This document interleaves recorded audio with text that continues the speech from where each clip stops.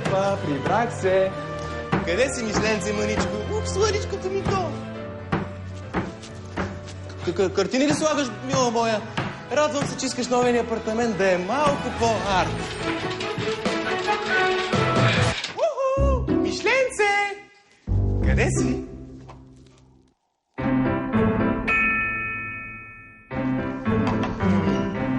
Миши! Мило, да не разглавяш спалнята.